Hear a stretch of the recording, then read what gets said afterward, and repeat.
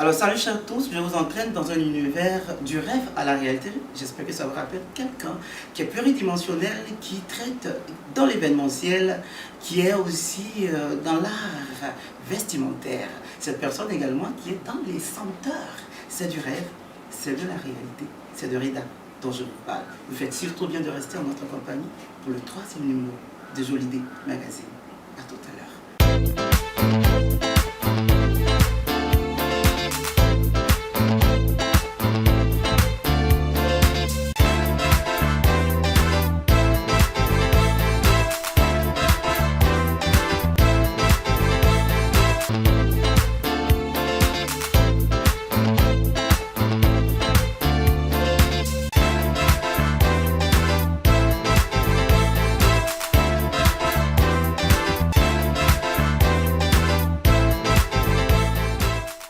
Alors nous sommes à la maison Rida Fawaz, section haute couture. Alors juste savoir comment est-ce que ça se passe ici, comment est-ce qu'on se lève le matin, comment on donne les instructions. Allez Rida, comment est-ce que ça se passe avec tes collaborateurs Alors là on a un atelier, en fait ce sont des couturiers qui travaillent avec moi. Bon ici on travaille en collaboration, vous voyez c'est un petit atelier, donc il n'y a pas trop de couturiers chez moi. Si on veut vraiment des pièces uniques, donc on travaille. On a fait le prototype de modèle. Et les petits modèles, en fait, le modèle il vient ici au niveau de l'atelier, donc on fait le montage. Et de là, maintenant, on va dans ce qu'on appelle le l'équipement. Alors, est-ce qu'ils arrivent à comprendre tous les choses que tu expliques, en fait, quand on sait que c'est de la haute couture, en fait? Bon, c'est pas évident, hein. Eux-mêmes, ils savent. Bon, souvent, c'est compliqué, mais on arrive toujours à trouver la solution. Alors, si je m'adresse à lui, quel est le modèle qui a été très difficile à comprendre pour vous? Il a expliqué une fois que vous n'avez pas vu. Oui.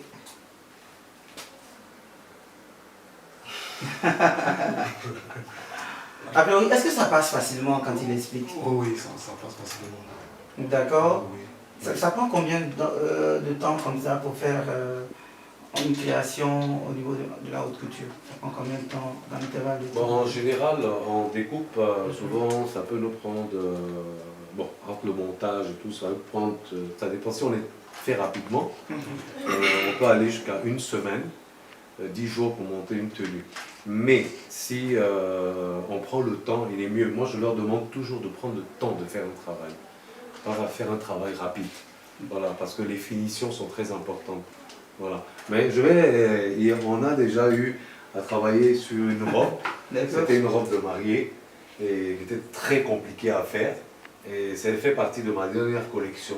Ah. Et donc pour le montage, je parle de la robe en crin. Voilà. Donc travailler avec le crin, c'est quelque chose qui est une nouvelle tendance. Sacré. Voilà. Donc non, c'est nouveau. C'est nouveau, ça craint. Voilà.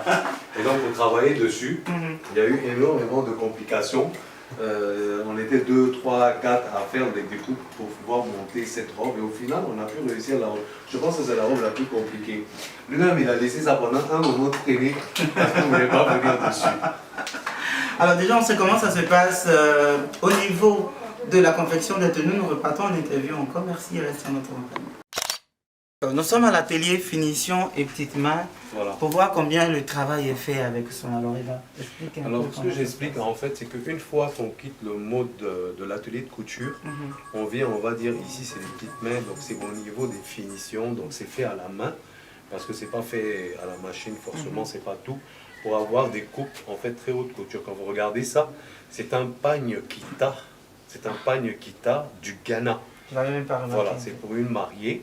Mais quand vous regardez le modèle, regardez, on a fait quand même, on a pris le kita et on l'a travaillé de sorte qu'il fasse haute couture. Alors le travail à la main, ça prend combien de temps? Ça prend énormément de temps. Quand vous venez ici, regardez. C'est-à-dire, en matière technique de haute couture, de la couture, on prendrait, on va dire, des franges qui s'achètent dans les merceries au mètre, qui coûtent absolument rien.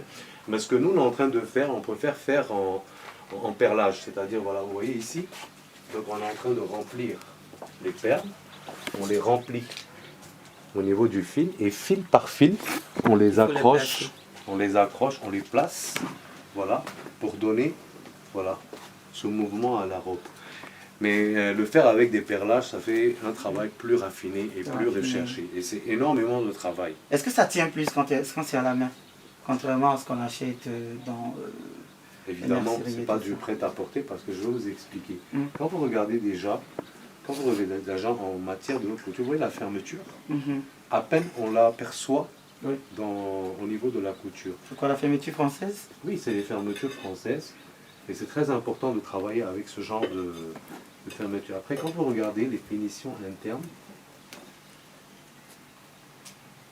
attendez, je vais vous montrer. Vous voyez les finitions internes, regardez. Waouh. Vous voyez, c'est parfait. fait à la perfection. Voilà, et après, une fois que c'est fait à la main, après tout ça se démonte. Et puis après la robe est la vie. Ok, merci Reda. Nous en savons un peu plus sur ton travail et Merci. sur vraiment le professionnalisme. Merci.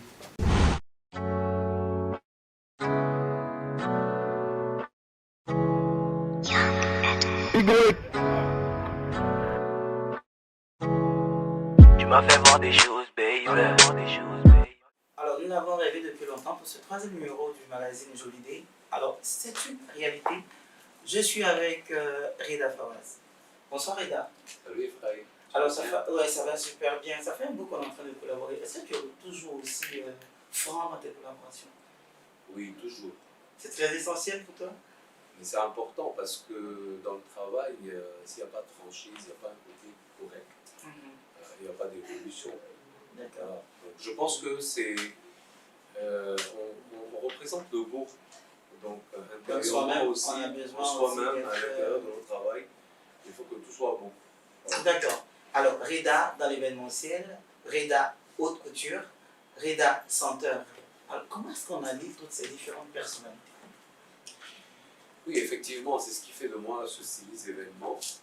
En tant que créateur d'ambiance, décorateur, fleuriste, designer en haute couture. Et bon, je fais aussi le métier de la coiffure, le maquillage, le make-up. Et je suis en même temps wedding et event planner, planificateur de mariage et de l'événement aussi. Alors, comment est-ce que tout ça a débuté? Comment est-ce qu'on a débuté tout ça? Bon, c'est un peu compliqué parce que moi, depuis petit, je rêvais de devenir artiste, mais ne sachant pas sur quelle base y aller. Donc dès petit déjà, je dessinais des robes de mariée, je ne comprenais pas pourquoi à l'école c'était tout le temps comme ça, je me faisais plaisir, je ne sais pas pourquoi. Et par contre, ma première carrière artistique, j'ai été danseur. J'ai été danseur professionnel. J'ai dansé ici en Côte d'Ivoire, j'ai dansé avec Rosemary Guiraud, j'ai dansé avec les Kwame Black Show. Et j'ai commencé ma carrière de danseur avec Georges Mamboy, qui est le chorégraphe aujourd'hui. En quelle année? C'était dans les années 80, je crois 87, 88, voilà. Alors, sur quel rythme est-ce que tu dansais? Alors sur l'afro, sur la danse contemporaine africaine, ainsi de suite. Et après, moi, je me suis un peu spécialisé dans une danse qui s'appelle le flamenco espagnol. Voilà. Est-ce qu'aujourd'hui tu sais encore danser? Oui, bien sûr. À mon dernier événement du rêve à la réalité, je suis quand même monté, j'ai dansé devant tout le monde. C'était génial. Oui. C'est quelque chose qu'on n'oublie jamais. D'accord. On n'oublie jamais la danse et c'est comme la conduite. Voilà. Une fois qu'on sait conduire, on conduit, et une fois qu'on sait danser, on reprend On a les réflexes. Mais il y a l'âge aussi. Voilà. Ok. Et à un moment, il faut arrêter. Et je m'y cherchais en fait dans autre chose. Donc, j'ai été travailler dans les fleurs, j'ai fait la coiffure, j'ai fait le maquillage. Et c'est à ça que c'est venu en fait ce côté. Il y avait la déco, donc le décorateur, et je me suis impliqué là-dedans. Et j'ai commencé à travailler. Tout se complétait, on va dire. Donc, on avait la mariée, on avait la déco, on avait les fleurs, on avait la coiffure, le maquillage, tout est venu. Et ça prend combien de temps comme ça pour se perfectionner? Écoute, ça fait quand même, ça fait à peu près 28 ans que je suis dans ce métier et je continue à apprendre, je continue à évoluer parce qu'il faut toujours montrer quelque chose de beau. C'est toujours de la créa, donc on ne finit jamais d'apprendre, on ne finit jamais de donner. Alors, entre la coiffure, la couture, le make-up, l'événementiel, qu'est-ce qui définit votre personnalité? à ma personnalité. Alors voilà, parce que c'est un peu complexe parce que les gens s'y perdent souvent. Moi, il m'arrive souvent d'être dans la rue, on me prend pour un coiffeur, après on me prend pour un grand styliste, et le grand décorateur. Voilà. Mais en fait, les gens se sont habitués à moi. J'ai pu faire habituer, on va dire, les Ivoiriens tout d'abord, et après, on va dire au niveau de l'Afrique, de l'international, que je suis quand même une personne qui a plusieurs métiers en main, qui regroupe ce qu'on appelle tout ce qui concerne la beauté de la femme et, on va dire, de ce qui va avec. Une personne qui a une certaine pluridimensionnalité. Exactement. Alors, Reda, quand on commence par travailler certaines matières, par quoi commence-t-on? Les matières à quel niveau? Les matières au niveau de la couture, de la haute couture. De la couture, on parle de la couture, parce que aussi il y a les matières aussi au niveau de la déco. Effectivement. Alors au niveau de la couture, alors voilà, les matières sont quelque chose qui sont très importantes dans notre travail. Savoir choisir les matières. Il y a de la matière qu'on appelle matière, on va dire, qui n'est pas appropriée dans un terme qu'on appelle haute couture. C'est-à-dire, par exemple, je vous donne un exemple, tout simplement. Il y a le satin duchesse, c'est quelque chose que moi, je ne l'utilise pas dans ma couture. Parce qu'en fait, quand on fait la couture dessus, donc il y a des défauts. Mais il y a ce qu'on appelle le grand duchesse. Voilà. Comme le grand Reda Fawaz. Non, en fait, c'est le bon Dieu qui est grand. Mais quand on parle de satin, donc on a le satin duchesse tout simplement, et il y a le grand duchesse. Donc travailler avec le grand duchesse, donc déjà par le nom, on sent qu'il y a quand même un côté raffiné. Il y a des matières à travailler. Bon, ici en Afrique, il y a tellement de matières. Vous avez des matières tissées, vous avez des matières faites à la main, vous avez le kita, vous avez du lin. Il y a tellement de matières en Afrique que c'est bien en fait de travailler. Mais ce qui est bien aussi, c'est de le rendre un peu plus habillé pour l'Occident. Donc voilà les matières. Après, vous avez la dentelle, vous avez, il y a les tendances aussi. Donc si je comprends bien, en fait, il y a un brassage des cultures dans la haute couture. Forcément, je suis obligé de faire un brassage de culture vu mes origines. Parce que je suis quand même d'origine libanaise, né en Afrique, et il y a tout un brassage qui rentre, voilà. Qui rentre dans l'élément, dans tout ce que vous faites. Bon, en fait, après aussi, la couture, ça reflète, tout ce qu'on fait en art reflète la personnalité. D'accord. Alors nous parlons également d'événementiel, du rêve à la réalité. Comment est-ce qu'on rêve avec Reda et on parvient à cette réalité qu'on exploite aujourd'hui? Là, on parle de l'événement. L'événementiel, voilà. Voilà. Donc l'événement, en fait, du rêve à la réalité a été créé par moi, pas par hasard. C'est un contexte vraiment sur ma personnalité. C'est pas un nom que j'ai choisi, ou non. C'est parce que j'ai été toujours le petit rêveur qui a rêvé d'y arriver. Et j'ai vraiment fait cet événement, je l'ai conceptualisé pour donner du rêve à certaines personnes. Pour la promotion de la jeunesse africaine, de la mode, des mannequins et de la culture. D'où le rêve à la réalité est un événement où on voit quand même 320 personnes qui se produisent en 2 heures ou 2 heures et demie. C'est une féerie en tout cas. Voilà, donc on essaye de produire toutes ces personnes. Et moi j'en suis fier après tant de, on va dire tant d'éditions, qu'il y a certaines personnes que grâce au rêve à la réalité qui ont été vraiment propulsées en fait. Propulsées vers vraiment des continents ouverts. Voilà. D'accord. Est-ce que tout le monde, dès le départ, tout le monde croit en ce rêve, qui est comme une flamme que vous nourrissez au fil des temps, au niveau familial, au niveau de vos contacts et tout ça? Au niveau familial, vous savez, c'est notre domaine. Je pense que moi, c'est une partie de ma vie que j'ai traversée, mais qui avait été un peu relayée lors d'une émission télévisée. Voilà, donc je ne suis pas quelqu'un qui s'est exprimé dans sa vie, au niveau de ma famille ou quoi que ce soit. C'est vrai qu'aujourd'hui, le succès et tout ce que j'entreprends, il faut faire une part des choses. Donc, garder son équilibre. Non, il n'y a pas d'équilibre là où on est. Mais ce que je veux dire par là, c'est qu'il faut faire des choix. Et le choix, c'était de travailler dans l'art et de faire ce que moi j'avais envie de faire. Et dans le contraste en fait de ce que la famille peut-être ne l'accepte pas. Ah, d'accord. Il faut dire les choses telles qu'elles sont. Je n'ai rien à cacher. C'est quelque chose qui avait été divulgué publiquement. devant des millions de personnes. Et je pense que j'en suis sorti guéri de ça. Aujourd'hui, je m'exprime et c'est sorti. Et êtes-vous fier de la personnalité que vous incarnez aujourd'hui? Oui, j'incarne une personnalité parce que cette personnalité, en fait, je pense qu'elle vient de ma mère, elle vient de mon père, parce que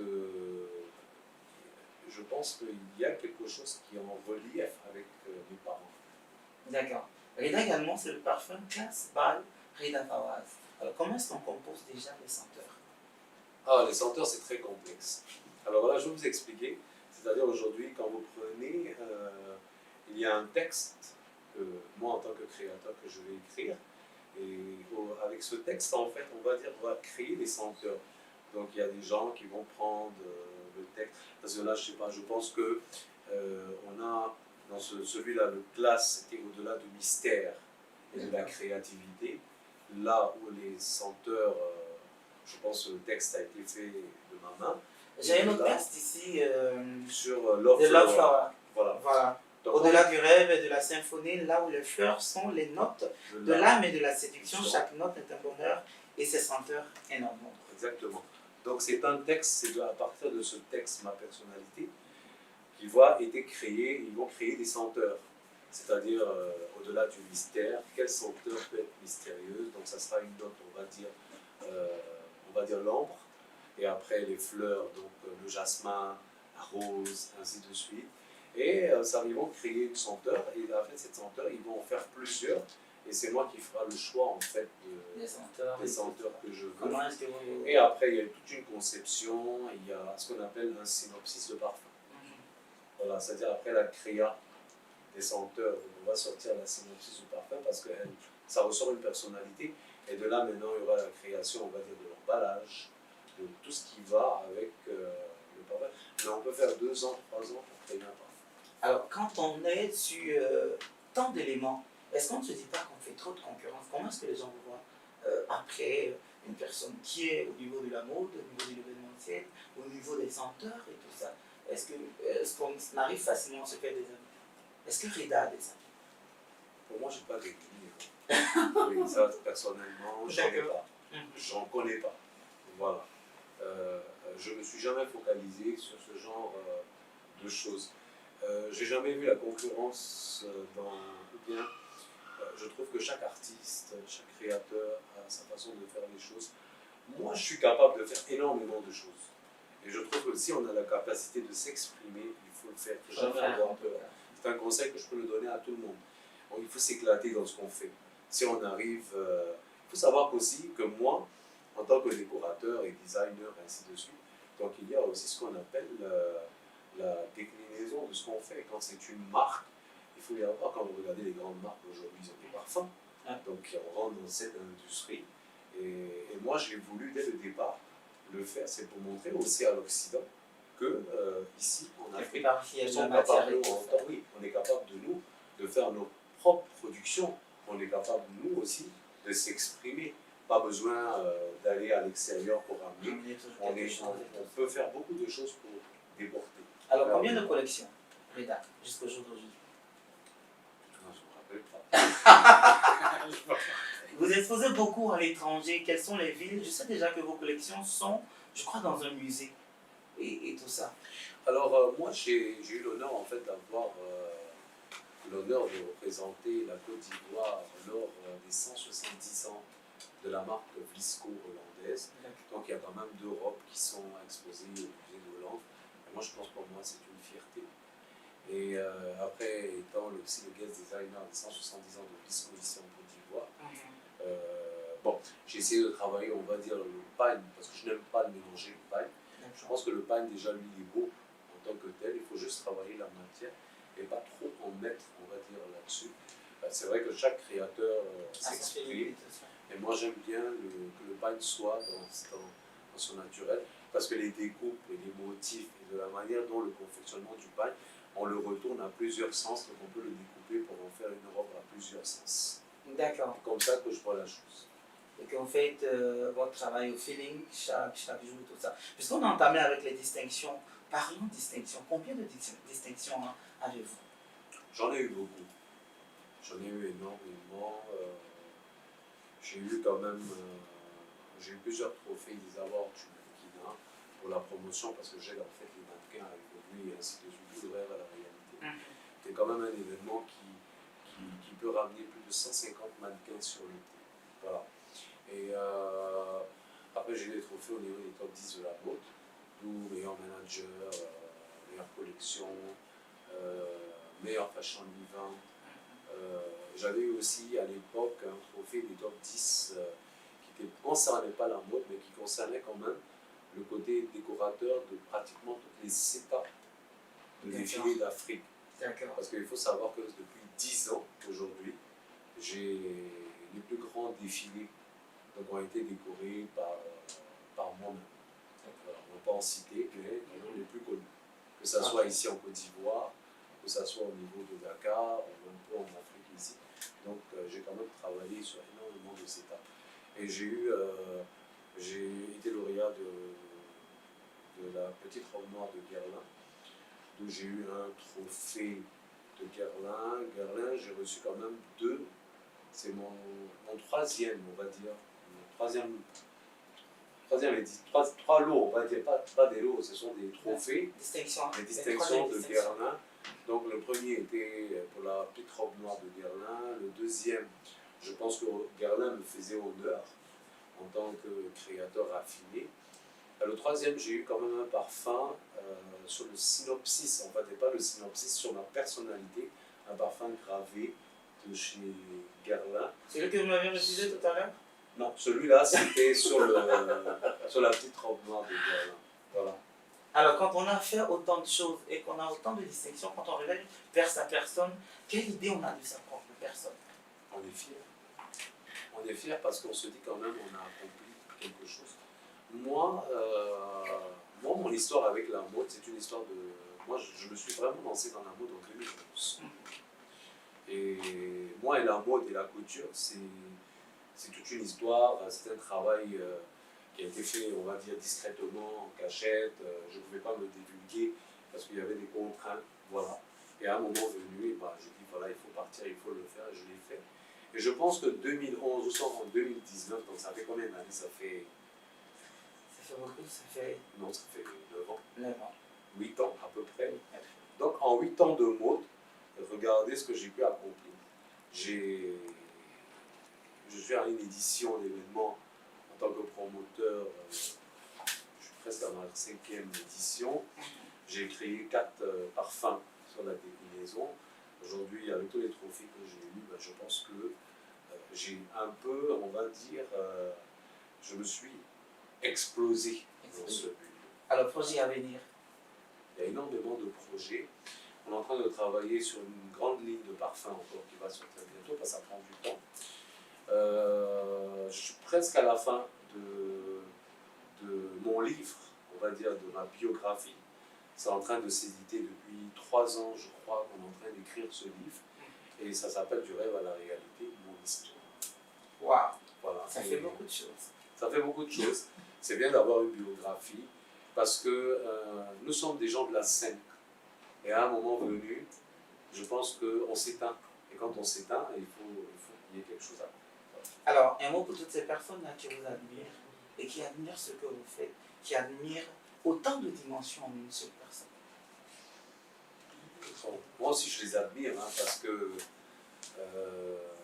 je sais pas quoi dire. Moi, les gens qui me suivent, mes fans, on va dire, et ceux qui adorent ce que je fais, ce sont des personnes que j'adore énormément.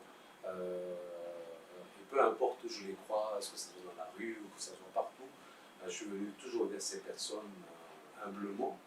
Et parce que je pense que c'est grâce à cela qui fait de nous ce qu'on appelle... C'est vrai que c'est un autre travail, mais c'est grâce à ces personnes qu'on prend aussi de l'ampleur de notre travail. Alors je vous parlais d'un homme qui a réalisé ses rêves, qui est parti des rêves et qui est arrivé à la réalité grâce à des distinctions. Regarde, ça crève les yeux. Oui, ça c'était un trophée de Guerlain, c'est celui de la petite robe noire. Donc en fait c'est un parfum, ce sont des parfums série classée de Guerlain, donc voilà, c'est un trophée. C'est pas les gens de parfum, combien ça reste dans la chambre en fait. Non, et ça c'est un autre trophée de Guerlain aussi, j'ai été de distinction, on m'a été offert. Voilà. Donc, vous savez, Guerlain, c'est tout ce qui va dans les senteurs. Vous voyez, Wow. voilà, et après, vous avez les awards du mannequinat, les awards du mannequinat plus haut, encore les awards du mannequinat, meilleur fashion event, top 10, top 10, top 10. Donc là, moi, je pense que j'en ai eu 4 à 5 top 10 et avant que le top 10 soit dans, on va dire, ce qu'on appelle physique, il y avait le côté, on va dire, web, et il y avait aussi comment on appelle, des nominations. Voilà, et ça évolue au fur et à mesure qu'on a pu avoir des Je trophées. vois un certificat d'appréciation derrière. Alors, le certificat d'appréciation, c'est sur Wedding Worldwide International, sur l'événementiel. On va dire que je suis un peu l'ambassadeur des wedding planners en Côte d'Ivoire et un peu en Afrique de l'Ouest. Voilà. Après, ce sont des certificats, des diplômes d'excellence du ministère de l'Agriculture, ainsi de suite. Mais il y a énormément de trophées. Énormément de travail également. Oui, travail, voilà. Alors merci Reda de nous avoir présenté vos distinctions et puis vivez votre rêve, parvenez à la réalité. Ça, c'est top, ça. Alors un mot de fin. Ben, moi, je suis très heureux de vous avoir reçu. On a passé un super moment. Ouais. C'est vrai que ça fait un moment, on est là. Donc, presque toute une journée. Ah on va oui. dire. Voilà, il y a eu un travail de fond, il y a eu un shooting, il y a eu beaucoup de choses à la fois. il y a eu beaucoup de choses. Et je suis très content de recevoir et je suis quand même très fier de faire partie de ce magazine. Et bien nous également. Voilà, et je dis bravo à toute cette équipe parce que c'est quand même une équipe dynamique. Et j'espère que vos rêves deviendront réalité. Voilà. Ouais, forcément. Et moi, je ne suis qu'heureux de voir les gens évoluer parce que c'est quelque chose de très important dans ma conception et dans mon âme à moi. C'est ma pensée de voir les gens, de voir les gens évoluer. Et bravo à tout le monde. Alors, bravo à toi aussi. Merci Reda. Alors, vivez vos rêves et parvenez à la réalité. C'était l'interview avec Reda Fawaz du Rêve à la réalité. Merci à Abissé, à Cal Drogon qui ont participé à la réalisation de cette émission. Surtout, restez en notre compagnie sur le www.jolidé.com et sur la page Facebook de Jolidé, Jolidé Magazine. Restez surtout jolis comme Reda.